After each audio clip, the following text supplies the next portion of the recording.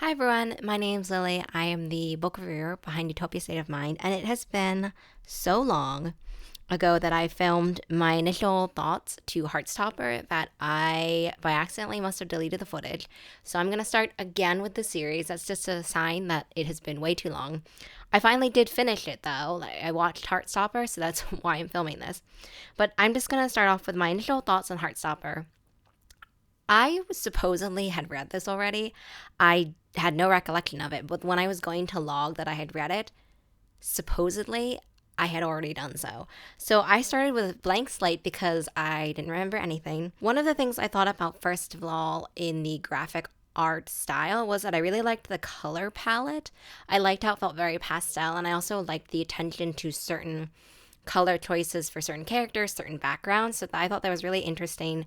And I do wonder how that will, or I wondered when I read it, how that would play out watching it not be in pastel, I guess. And when I was thinking about the adaptation of this graphic novel to a television series, I was thinking about how in a graphic novel you have these pauses or you have different bits of like lack of dialogue, different bits of lack of introspection, and how would that correlate into a TV show? So, for example, I didn't hear a lot of introspection in the characters. There weren't a lot of kind of thought bubbles, but oh, I'm thinking this and this in the actual graphic novel. Also, there are some panels that just have no dialogue that are supposed to kind of show the passage of time. So, I was very interested to see how those would translate into the actual TV show. I also was like, I'm not a sports person, so I also was thinking I'm going to learn a lot more about rugby than I probably ever had and probably ever wanted to know. Thankfully, in the first volume, there wasn't actually so much rugby that I had to learn because that would have been too much. What I thought was really interesting as well is I thought that Heartstopper, while that doesn't necessarily say anything about only Charlie, Charlie is very much the main character, at least for me and in my mind, and I thought everybody's mind. But in the graphic novel, we see snippets of Nick's life, Nick's kind of inner contemplative thought, I guess. And so I was interested that we got that, which I did not expect. I thought it was only going to be Charlie all the time. And I do remember thinking this went by really fast. Like the graphic novel flew by. It also ended in a place where I was like, is this really the end? Is this really we're going to end this? So I definitely remember really liking this, but also being like, I don't really feel like I've read enough of it to get a full handle on the characters, to get a full handle of how I feel about Heartstopper as a whole, because the first one feels very much like a part one in the way that not all part one of graphic novel series are. This one definitely felt a little bit like unresolved at the end, which is interesting for a contemporary graphic novel versus like a fantasy graphic novel where the story arc would stop like, oh, we've just, entered the magical cave when fades to dark. Whereas this one, it's like, oh, fades to dark, and you're kind of like, oh, wait, but like, what's going on? So those are my initial thoughts about Heartstopper, and so now we're going to go into the actual thoughts that I had when I was watching Heartstopper yesterday. I did not expect the episodes to be this short. They were about 27 minutes long, so about half an hour roughly. I didn't think it was going to be that short. I knew it was a series, and I know that there had been multiple seasons, I think, or projected multiple seasons, but I still didn't expect it to be so short. I think that the timing of the graphic novel versus the pacing of the show is a little bit wonky because there are, I think, 5 volumes of the graphic novel. There's only 1, maybe 2 seasons of the show. So I'm not really sure, if someone drew a map, I'm not really sure which, volume 1 to which episodes, volume 2 to which episodes. So I was already thinking about how the pacing would be different in terms of the show. And it's something that I was thinking about as well because, the first episode hook, has to hook you in a way that, for example, volume 1 has to do from the entire thing. So asking someone to read an entire graphic novel to then read the second one is a little bit, there's more story in that than just 27 minutes of, for example, one show.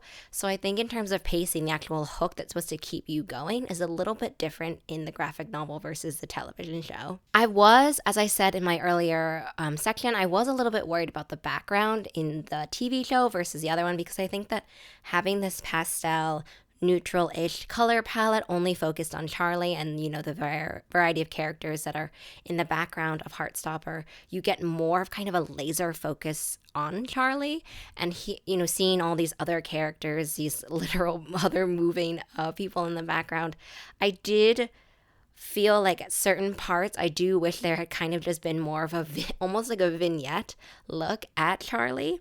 But I think by the end of the episode, I was really, okay, this is more, I'm more comfortable now in the school setting. I think my biggest takeaway from at least the first episode, there's a lot more attention paid to side characters in this show, which I think definitely makes sense for a show perspective. You want people to have a variety of different touch points about characters that they can resonate with, identify with, and love. And also, you need to have a variety of detail and development within the side characters in a way that I don't really feel like there was in Heartstopper. I actually ended up really enjoying the side characters in the Heartstopper TV series, but I was kind of like, I don't know who you are, what the deal is. I don't even know where your story is going. So for me, we were talking about this in other previous installments of the series, how you are able to appeal both to the audiences who love the original source material and also to new audiences who have no recognition, no sort of connection to the source material. I think that this TV adaptation does a really nice job at giving, for example, details which maybe are in volumes 2, 3, 4, and 5 of Heartstopper, which I haven't gotten to yet, but while also providing enough newness, at least to this first episode, that maybe readers who've only read the first one don't have, because it's also a consideration that you have to be making about the sort of entry point into this. It shouldn't only be exclusively to fans of the graphic novel series. One of the other things, little touches that I really liked in the TV adaptation is that you get to see a lot more character detail, a lot more really small character details. I first noticed this when we were looking at Charlie's backpack, but you see it a lot in the interesting choices about wardrobe, the choices about, all of those different little small touches that a TV series is able to kind of convey instantaneously, in a way that I felt like was a little bit less detailed in the graphic novels, just because of the time of the project, and also the fact that like you can't be putting all these little details into every one of the side characters, but you really get to see that. And I really have to give a nod to the wardrobe, or the sort of vision board, I guess, behind the Heartstopper TV. Another note about that, I really loved the kind of graphic notes in it where there was like the fluttering little leaves. That was really cute. I remember seeing that as a template, or a TikTok trend, I guess, when this was initially started, but I didn't realize that it was legit from like the actual TV show. I do think though, I honestly did not remember a huge amount of details from volume 1, mostly because it's incredibly character driven. It's not like hugely kind of plot driven. There are only a few kind of key events, key elements, and everything is more or less character driven. But watching the sexual assault happen on screen, which, if you didn't know, that this is a feature of the graphic novel as well, so it's not like they changed it. Watching it on screen was definitely a different experience for me than reading it in the graphic novel. It just like hit me harder when I saw it on screen, and I was like, oh, wow. I knew that this happened, but it is like way different seeing it kind of in three-dimensional people form. So those are kind of all my thoughts. I definitely will watch more of Heartstopper, and I also think that I definitely will read more of the graphic novel, just because I do feel like kind of like I'm left in a weird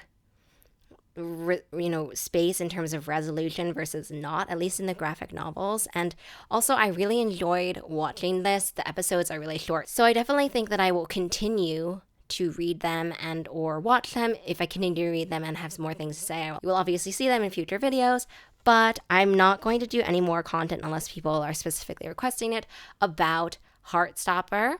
But just know, behind the scenes, I will continue to kind of try to watch this because I did genuinely really enjoy it. I've also heard a lot of hype, and I'm interested to know from my own sort of experience how much of volume 1 of the graphic novel will be in season 1, just from a personal kind of like, I'm intrigued. It's a lot easier to keep up watching Heartstopper than it was for The Expanse, which is what the last installment of this series. So there's a higher chance I will continue with this one. I hope to see you in the next one. Sorry that this was so late. I honestly don't even know what the next one of this project will be. For a very long time, I wanted it to be a rewatch and a reread of The Hunger Games. I still don't know what it was, mostly because I really, really want to watch a few other adaptations where I've already actually read the book and reviewed them. I would really love to watch the one for Kindling. I would really want to watch. There's another one. Oh, Severance. I really want to watch Severance. So there are a few other ones where I think might jump the queue for that one just because I've already done a lot of work on those ones already. Those ones are a little bit fresher in my mind than The Hunger Games, which I read when I was Katniss's age. So I hope to see you in the next video. Have a really great rest of your reading day, week, month, and year. Bye.